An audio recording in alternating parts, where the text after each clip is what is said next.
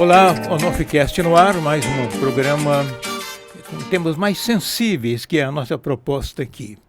Não vamos encarar a economia bruta, nem a política bruta, mas coisas de transformação no momento em que a sociedade brasileira e mundial precisa de entender que o mundo novo chegou e que o mundo velho não sobrevive mais.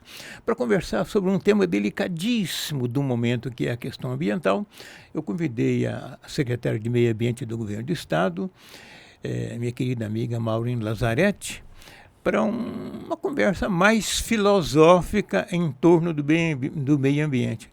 Prazer em ter você aqui. O prazer é todo meu. Gostei dessa proposta, uma conversa mais filosófica, em que a gente sai um pouquinho do dia a dia, de falar só tecnicamente, possa pensar um pouquinho mais sobre esse tema que de fato é bastante sensível. É o tema do momento, não é? É isso. É um tema que tem interagido com os mais diversos temas, inclusive com o aspecto econômico mundial, que era algo que se imaginava não ter uma relação direta ou por muitos anos foi afastado. Então, nós precisamos fazer um enfrentamento, como você bem mencionou, está na hora de olhar de forma diferente. É um mundo novo, né? O meio ambiente ele está indicando um mundo novo? Ou ele já é um mundo novo? Não, ele é um mundo em constante transformação. Acho que é essa a minha percepção. Nós estamos há pouco tempo discutindo sobre meio ambiente. Essa é uma verdade. Quando comparamos com outros temas, o meio ambiente é jovem no assunto para a sociedade de modo geral. Liberalismo, socialismo, está discutindo há 200 anos. É isso mesmo. Quando a gente fala de meio ambiente, nós estamos falando aí de pouco mais de 50 anos que essa discussão tem se iniciado. E agora, eu acho que nos últimos 30 anos, é que o tema tem alcançado os patamares de envolvimento. Me permitem, 1972, a Conferência Mundial de Estocolmo. Ali que levantou o tema, dá 48 anos. Mas vamos pensar assim em Estocolmo. Quem é que naquela época tinha condição de entender o que estava sendo discutido? Só aqueles que estavam na cúpula participando daquele momento. A sociedade hoje é que começa a discutir. Se nós formos... A evolução é essa. Por isso que eu digo que é uma transformação. Hoje faz parte do dia a dia do cidadão. Há 30 anos atrás, não. Eu estava vendo agora, estou acompanhando de perto essas movimentações na Europa, né, dos produtores europeus. Eles estão reagindo fortemente pelo aumento do custo em função das regras ambientais que os governos tiveram que criar, e que eu estava vendo hoje pela manhã um documentário, o consumidor cobrando na ponta, né? Eu não quero alimentos que não têm essas e essas características. E aí, olhando essa economia dura que a gente tem, e esse lado aí, ficou O que está acontecendo? É uma guerra? É um ajuste? Nós chegamos no momento chave de entender que meio ambiente é econômico. Exclusivamente econômico. Não apenas, assim, ele é também uma questão filosófica, mas ele é exclusivamente econômico. Por quê? Porque eu não consigo conciliar a atividade humana com o meio ambiente se não tiver investimento mais alto. O modelo econômico da Europa, nos países que iniciaram o desenvolvimento e o processo industrial, é um modelo de utilização de recursos naturais sem olhar para esse aspecto econômico. Deles e dos outros, que pegaram da Europa, da África, da Ásia. Exatamente. Então, o objetivo era lucro, era motivar uma mudança nesse processo. O consumidor hoje está pedindo uma mudança nesse processo industrial. Mas a pergunta que tem sido feita em todas as discussões é: o consumidor está preparado para pagar o custo a mais do seu produto quando ele vem associado a uma matriz econômica sustentável? Sim. Essa é a pergunta. Essa é uma questão. Porque é mais caro. Inevitavelmente, é mais oneroso você produzir com tecnologias mais avançadas, com utilização de espaços reduzidos. Qual é sempre a discussão, e a gente vê isso o tempo todo recorrente entre a matriz brasileira do agronegócio e a europeia? Eles produzem 100% do imóvel.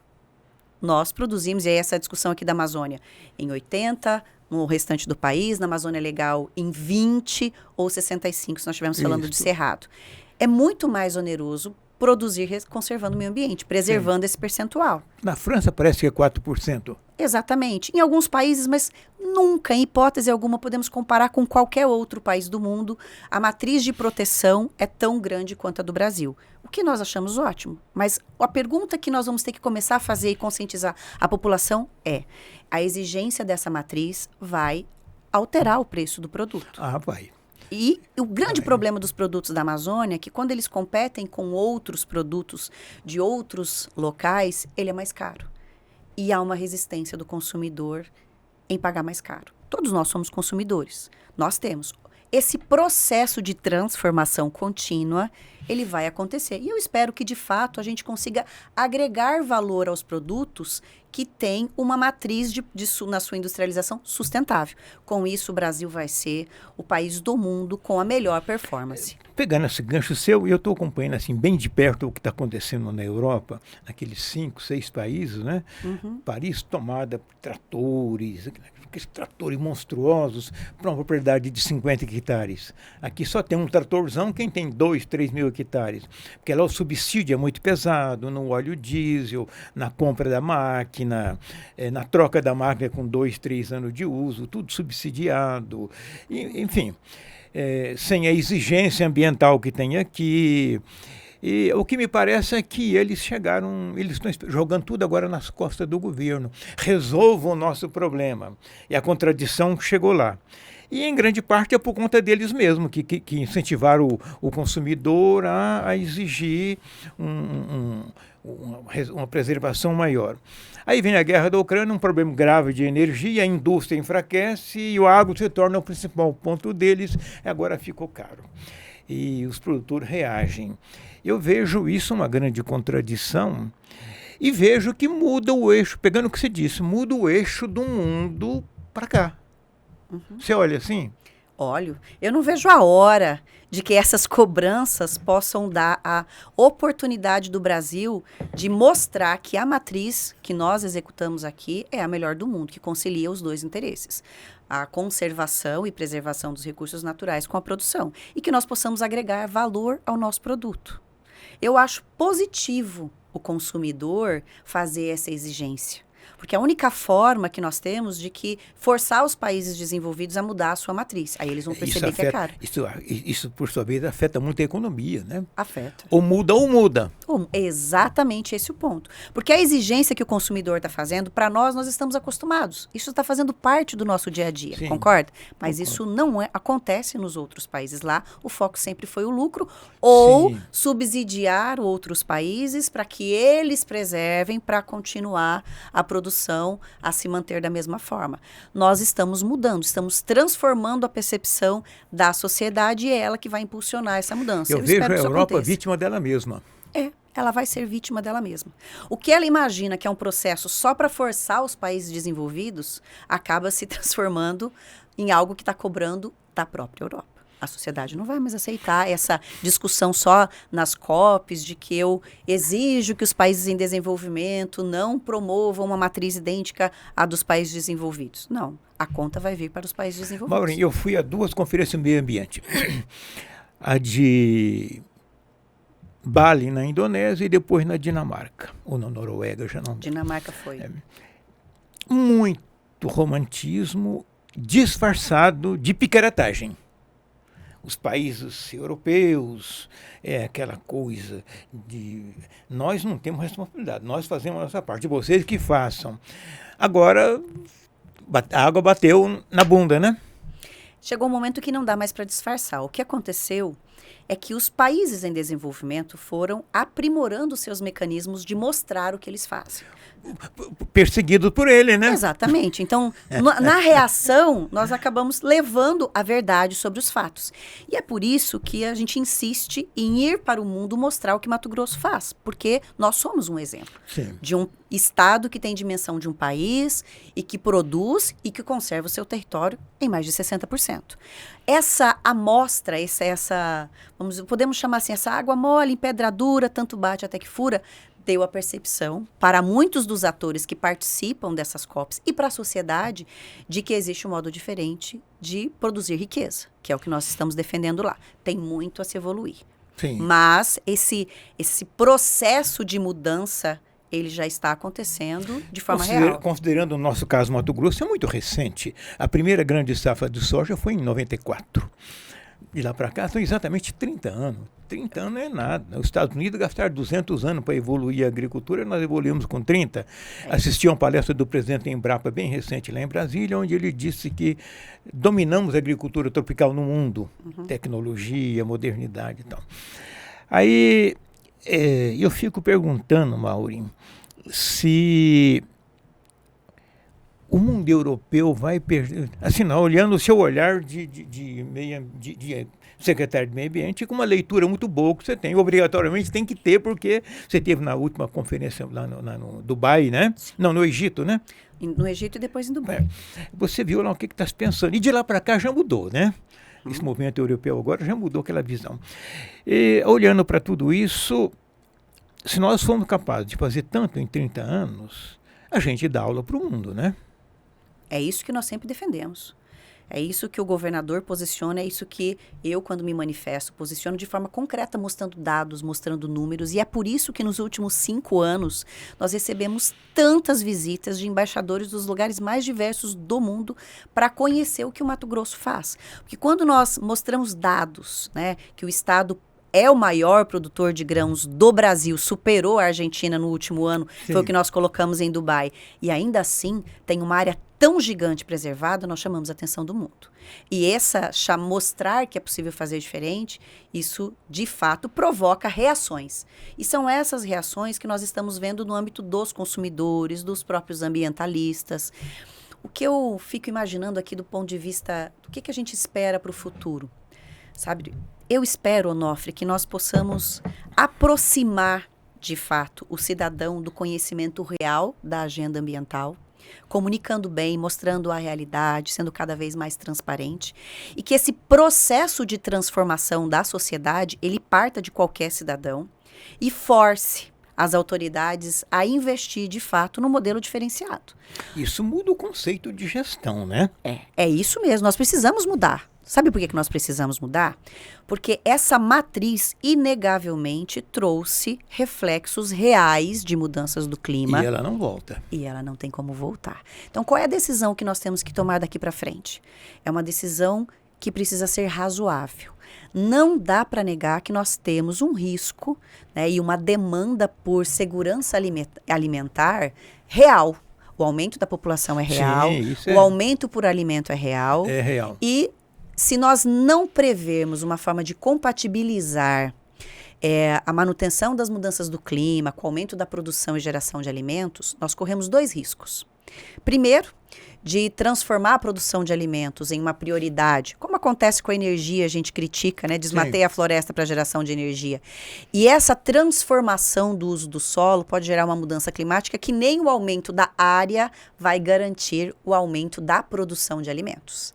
Esse é um risco enorme que nós corremos, de errar a mão e ter 2 reflexos negativos. Você está falando de mundo, né? Estou falando de mundo. Né? O Brasil é um dos países com uma responsabilidade em produção de alimentos. Não, é muito grande. Muito grande, certo? Não só o país. Eu tenho a impressão que aqui vai ser o eixo do mundo nessa coisa. Exatamente. Assisti uma palestra recente, aí foi na TV Jovem Pan. Roberto Rodrigues foi ministro da Agricultura, um professor da Exalc em Piracicaba. E ele estava dizendo que o século XX foi dominado pelo petróleo. Sim. Gerou guerras, desenvolvimento e tal. E esse século XXI é comida e energias renováveis. Caiu no nosso colo, né? Exatamente. E por que a gente fala que clima está associado à produção de alimentos? Porque para produzir alimentos em grandes escalas, nós precisamos de clima. Sim. Essa é uma consciência que o produtor matogrossense e o produtor brasileiro, de um modo geral, tem. Eu preciso garantir clima para ter produção e para ter aumento de produção.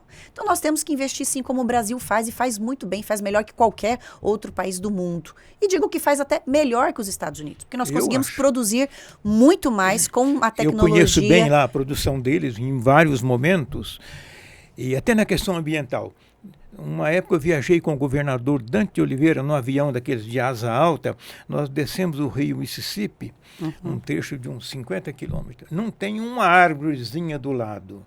com portas, a ferrovia do lado, a rodovia do outro, e eles não têm a menor preocupação ambiental, nem com o solo, nem com nada. Lucro, lucro, lucro, lucro, lucro. E a gente aqui tem a legislação é restritiva, 20% no Cerrado, 80% na Amazônia, né? 65% no Cerrado que a gente só pode utilizar, né? Isso, na verdade, sempre dá menos, porque é 65% menos a APP. Porque eu tenho que ter 35% de reserva legal e a APP não pode estar dentro da reserva legal. Então, vai ser sempre um pouquinho mais que 35% preservado. Então, e menos de 65% a ser Na desmatado. Europa, eles não têm mais essa condição, porque eles lá já não têm mais esse espaço. E aí, eu vejo, eu vou ser assim, bem duro, eu gosto muito de história, né? Eu vejo o fim da Europa.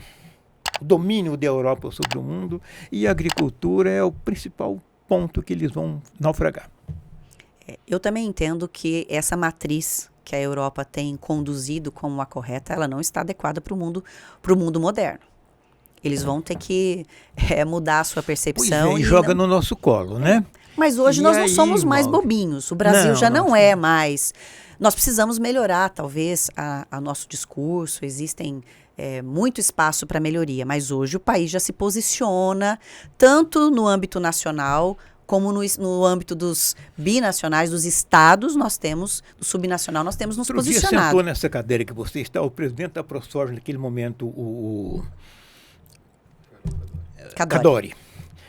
Foi exatamente no dia que ele estava saindo, foi uma coincidência. Ele estava assim com o coração mais sensível e tivemos uma conversa muito gostosa. E ele disse que o Brasil não está conseguindo, não está sabendo se posicionar lá fora perante o mundo por razão ideológica de governo, esquerda, essa coisa toda. Como é que você olha o Brasil? Ele diz que o problema do Brasil é aprender a se posicionar lá fora, porque lá fora não tem anjo e não tem santo. A Europa é cínica, ela é colonizadora, ela não tem sentimentos. Ela destruiu a África, destruiu a América Latina inteira, então não temos que olhar para eles bonzinhos, porque eles não são bonzinhos. O Brasil teria que bater na mesa e a gente aprender a se posicionar. Como é que você está olhando isso? Eu concordo plenamente, e aí eu tenho uma posição minha enquanto cidadã, né? E quem atua já há mais de 20 anos na área ambiental. Nós sempre vamos errar quando nós estivermos nos posicionando nos extremos. Então, eu acho que o Brasil errou no posicionamento que ele fez na gestão do Bolsonaro. Sim. Porque eu fui para um extremo de liberalismo e bater de frente de uma forma equivocada, apesar dos princípios que orientavam ser mais condizentes. Era bem intencionado, o caminho foi ruim. O caminho foi ruim. E nós erramos de novo aqui, porque, a meu ver, o posicionamento do Brasil tem sido de baixar a guarda e dizer vamos fazer o que vocês estão pedindo. Eu sou absolutamente contra, como cidadã, defender desmatamento zero.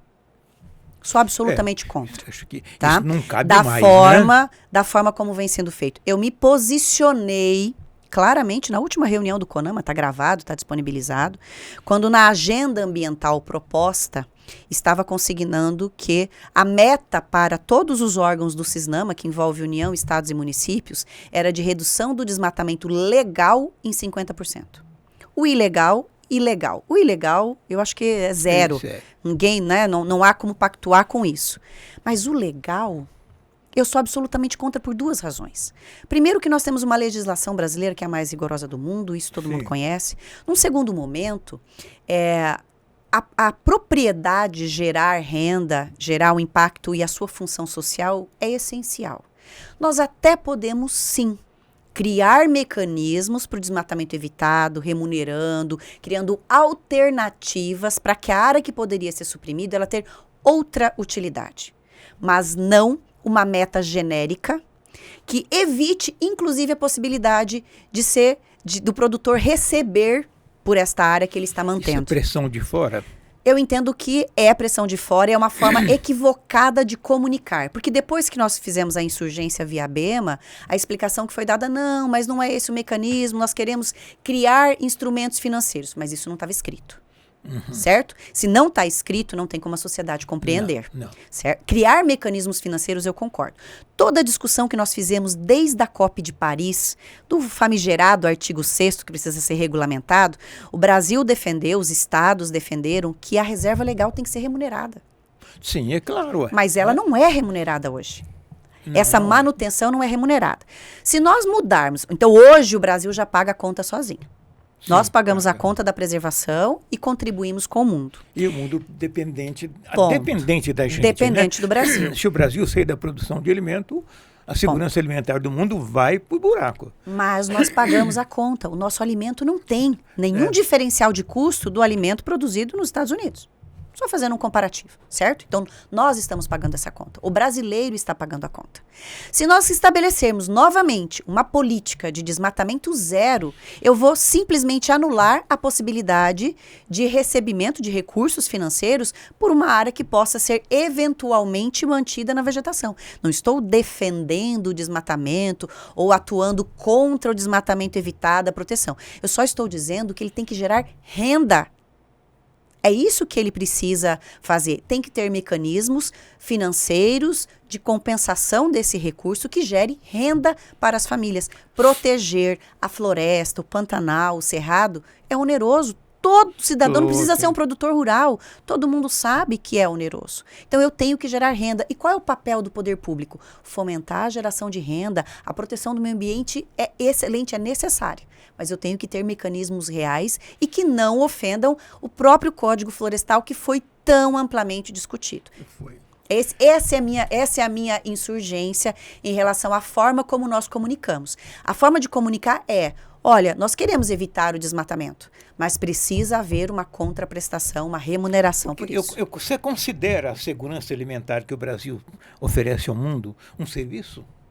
Claro. Fora o fato de ser comida? Claro que considero.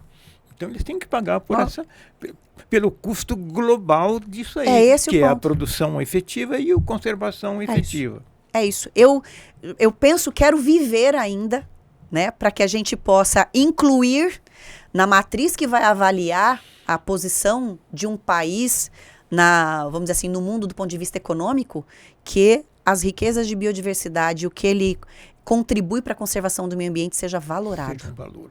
Esse é um ponto. Nessas conferências de meio ambiente que eu fui, escutei muito isso romanticamente teórico, mas na prática não. Tinha uns programas, RED, umas coisas assim, né, de remunerar e não remunera. Mas a gente está evoluindo nessa discussão.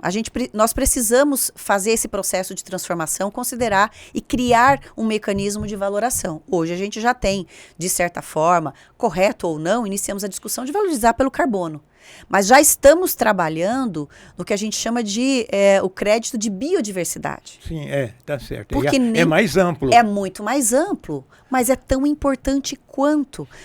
O Pantanal, ele pode não gerar carbono de floresta. Sim. Mas ele tem um crédito de biodiversidade como pouquíssimos ambientes no mundo. Isso é patrimônio mundial. Exatamente. É patrimônio do planeta. Exatamente. Então, isso tem que ser, de alguma forma, valorado. É o nosso bioma mais preservado. E aí, Maurinho, como é que você... Bom, tem duas questões. Uma é o governo comunicar lá fora, como você está dizendo. E a segunda é aqui dentro o governo entender e fazer o quê? Quando eu falo governo, eu falo do Estado brasileiro. Bom, nós temos o que nós conseguimos fazer no âmbito do Estado. Né? Primeiro que nós defendemos essa agenda nos fóruns que são necessários, como é o CONAMA, como eu acabei de dizer que fizemos isso. Nós participamos de todas as COPs para mostrar o posicionamento dos estados e, de certa forma, isso reverbera nessa não é uma oposição, mas essa contraposição de alguns temas, ela é construtiva.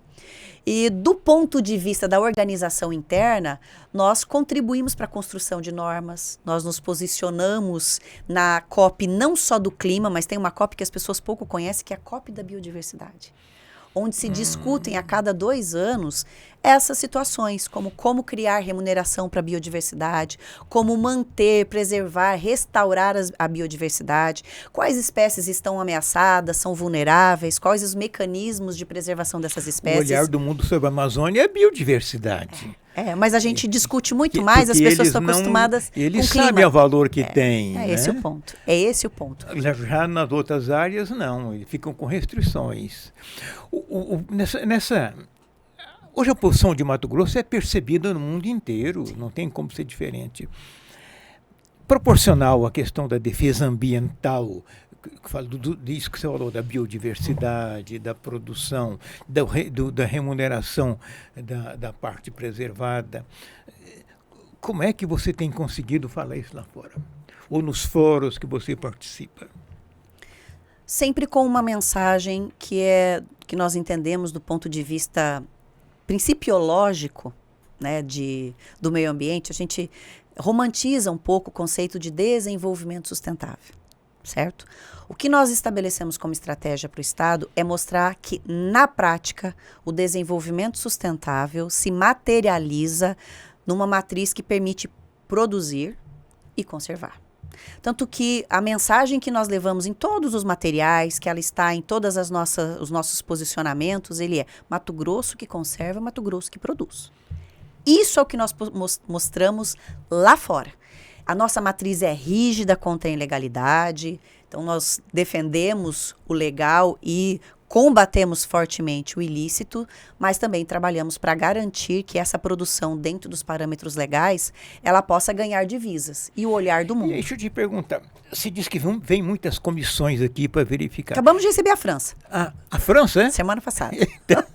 Coincidentemente. Coincidentemente, eles auditam, vão lá verificar. Audito é uma palavra, não é bem essa, mas eles verificam em loco, aqui e ali, essa existência de uma produção e uma conservação? Sim, hoje é muito simples para você visualizar o estado. Lá, né? Não precisa ir em nenhum lugar, né? Com os mecanismos por satélite, você tem formas de criar esses indicadores. Então eles sabem que a gente é sério. Ali tem mesmo um cinismo comercial, né? São talvez motivações mais alheias à vontade ou mas por trás daquilo. Faz parte do jogo. Aquela história que está no jogo é para jogar, né? Esse é o ponto. Pois é, e te preocupa muito, Maureen? Você está na Secretaria há quanto tempo? 5 anos. 5 Agora. Anos. É uma eternidade, né? É uma eternidade longa, né? Porque é uma secretaria de muito combate, de muito debate. O seu olhar para o futuro, considerando tudo isso que nós estamos falando aqui, e nós temos ainda, outro dia o IMEA, Instituto Mato Grossense de Economia Agropecuária, fez uma projeção de que em 2030 estarão produzindo 132 milhões de toneladas. Isso é a produção do Brasil em 2010. Quer dizer, seremos um Brasil, 2010 é ontem, né?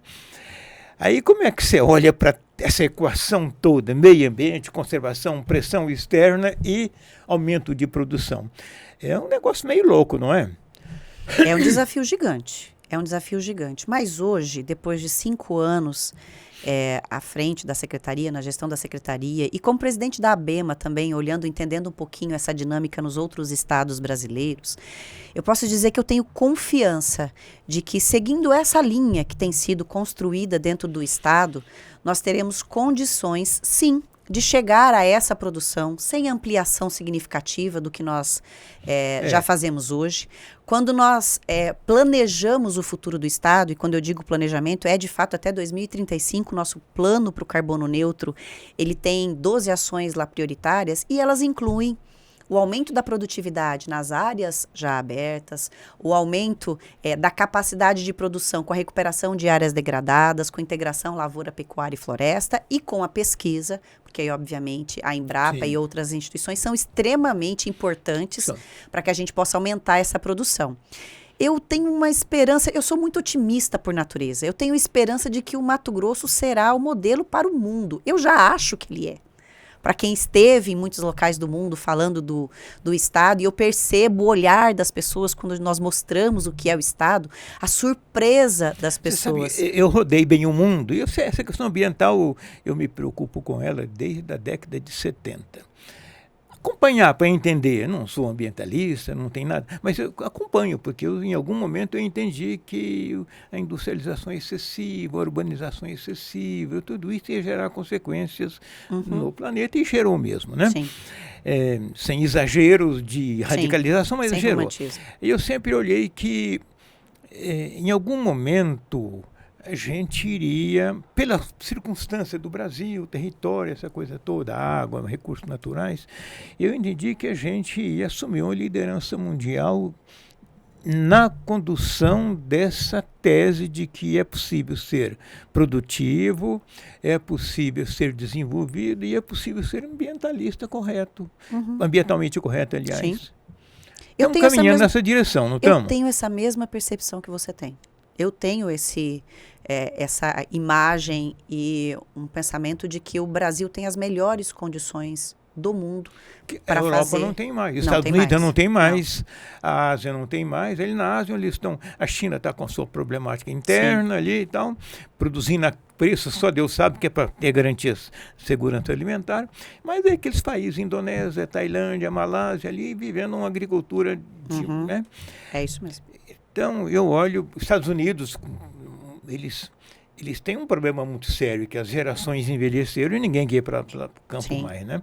Eu tive uma época viajando por lá e fiquei impressionado com isso. 2% da população americana é que está no campo. 98% na cidade e não quer pagar subsídio para o campo. Então eles têm uma equação para resolver. Ao passo que aqui não, né? Aqui nós estamos... Eu acho que aqui está muito bem encaminhado, você concorda? Concordo plenamente.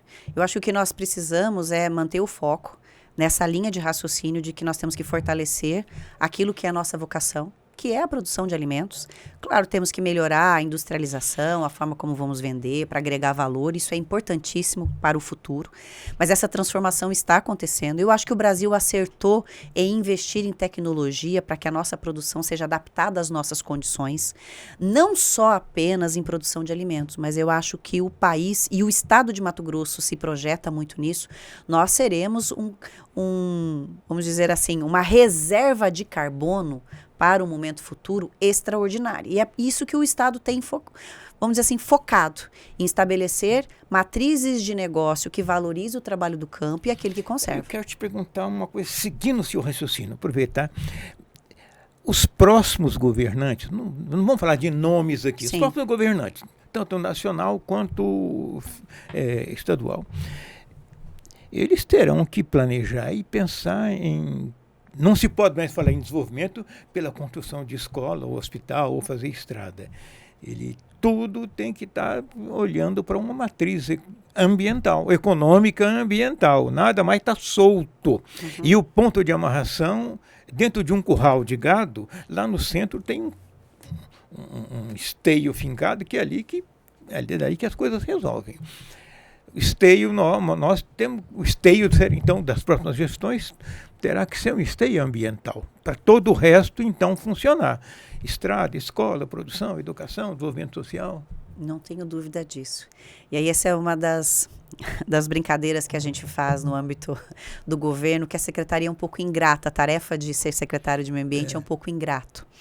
Porque se houver uma obra parada, que seja de interesse público, né? Vamos dizer assim, uma escola parada, um hospital que tenha uma obra por conta da licença ambiental, o órgão ambiental vamos dizer assim, é elencado como aquele que cria o problema. Ele é culpado. Mas quando todas as outras engrenagens estão funcionando com licença ambiental, estão sendo realizadas dentro de uma matriz que mitiga impacto, que avalia as melhores condições, ninguém lembra que a obra tem licença ambiental.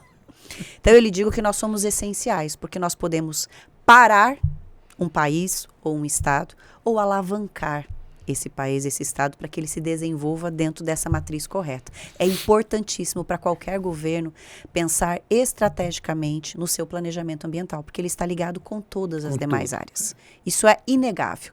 E essa consciência, eu acho que ela tem acontecido cada vez de forma mais importante. E ela está vindo muito fortemente da população, especialmente das gerações mais novas, né? Sim. Essas gerações mais novas estão sendo criadas com a ideia de que o planeta, eles são mais light do que a gente que é mais maduro, né? E eles têm uma consciência de inconsciente coletivo e que o planeta, né? Nós precisamos orientar essa nova população para que essa consciência sempre coloque todos os elementos. Sim. Eu ainda mantenho uma preocupação muito forte com vamos dizer assim, o limite que existe entre você polarizar muito a discussão. Sim.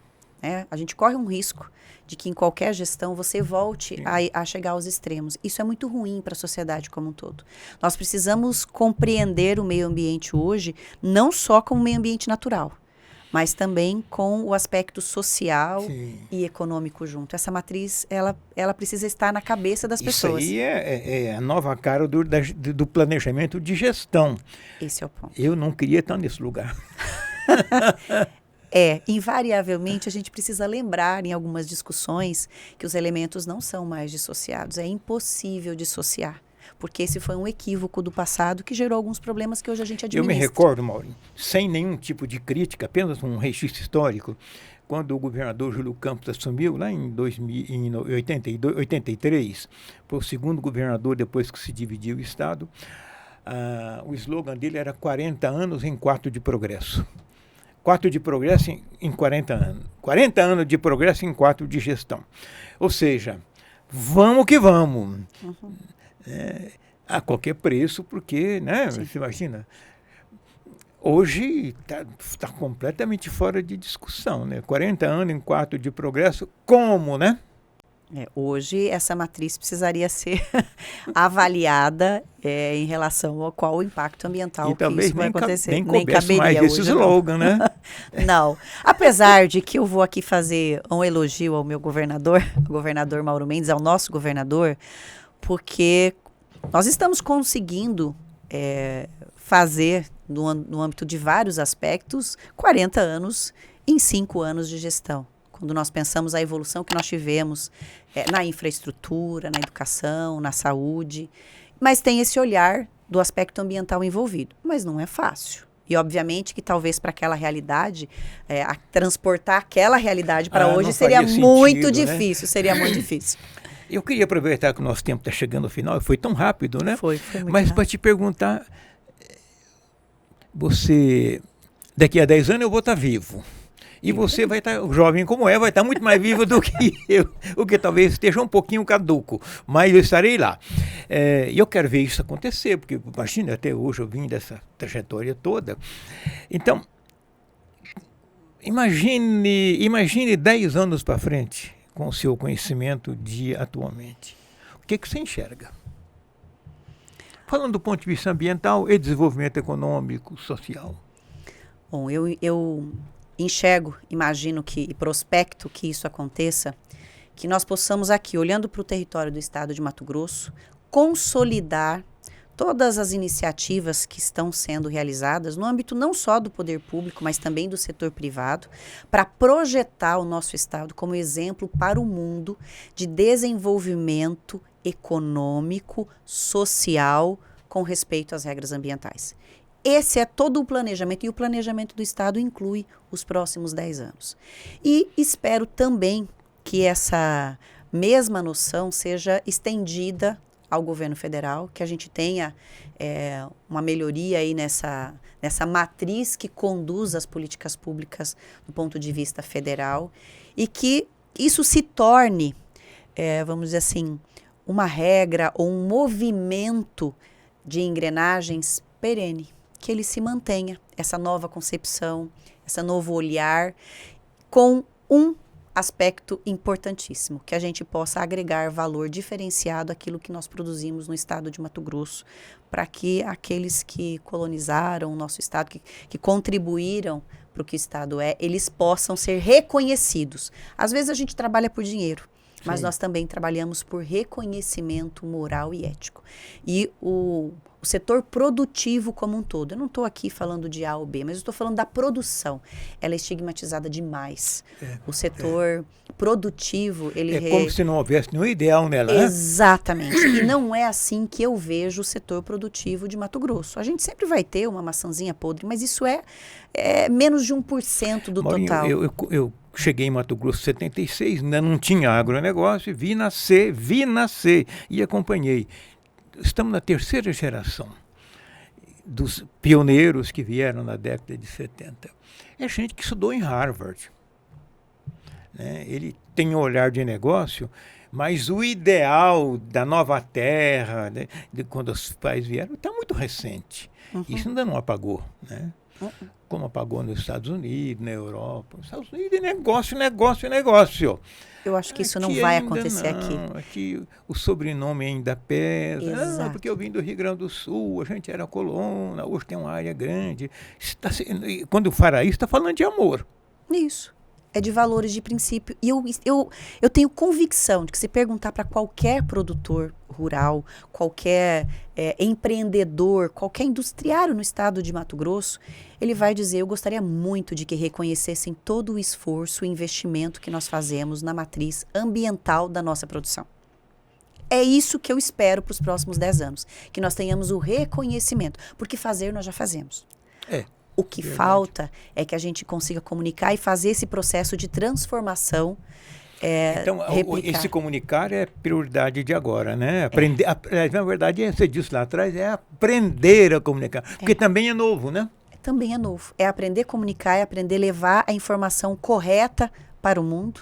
É se insurgir quando a informação incorreta é divulgada, e a gente acaba tendo que fazer isso, não só o poder público, quanto o setor privado, qualquer cidadão. Então, o que eu espero mesmo daqui a 10 anos? Que a gente possa voltar a ter essa conversa, Onofre, e a gente retome o que falamos aqui, podemos dizer, olha, hoje nós temos um reconhecimento do mundo diferenciado dessa produção que o Mato Grosso faz. Eu espero que nessa conversa a gente admita e acredite efetivamente que nós teremos nos tornado o coração do mundo. Concordo plenamente. Eu também tenho essa mesma expectativa. Compartilhamos esse mesmo ideal. Mauri, muito obrigado pela nossa deliciosa conversa e provocativa, né? Ela é muito provocativa, que as pessoas entendam que não há necessidade de ter um ambiente de hostilidade, não, ao contrário, é uma cooperação coletiva, né? Nacional, estadual, nacional, internacional, porque efetivamente interessa uma coisa, a sobrevivência humana em cima do planeta, né? Eu tenho a mesma percepção, acho que o grande objetivo é que todas as vozes possam ser canalizadas para a conjunção desse ideal que é de todos nós. Efetivamente garantir a sobrevivência humana nesse planeta com qualidade. Que é isso que todos nós esperamos. Garantir que tenhamos qualidade para aqueles filmes de Hollywood não se executarem, não acontecerem na prática. Aquelas ficções científicas horrorosas. É isso mesmo. E eu espero que esses nossos debates possam, de algum modo, contribuir para a formação dessa nova consciência, de que ela não é desagregadora. Ao contrário, os posicionamentos diferentes eles têm que ser ouvidos, óbvio, mas sempre com um propósito em comum. Então, eu agradeço a oportunidade, acho sempre uma grande alegria estar conversando com você, refletindo um pouco mais dos nossos próprios ideais, para que a gente possa amadurecer e criar essa consciência cada vez mais madura. É da minha missão isso de provocar reflexões. Todo mundo que senta aí, vão tirar reflexões. Não tem interesse em discussão política, econômica, porque isso já está caminhando sozinho. É isso. A gente tem que olhar para o que não está caminhando ainda sozinho ou que ainda não está caminhando. Mauri, muito obrigado. Até um próximo momento. Eu não vou te dar paz, viu? Será um prazer. Muito obrigada, Onofre. Até o próximo Onofrecast.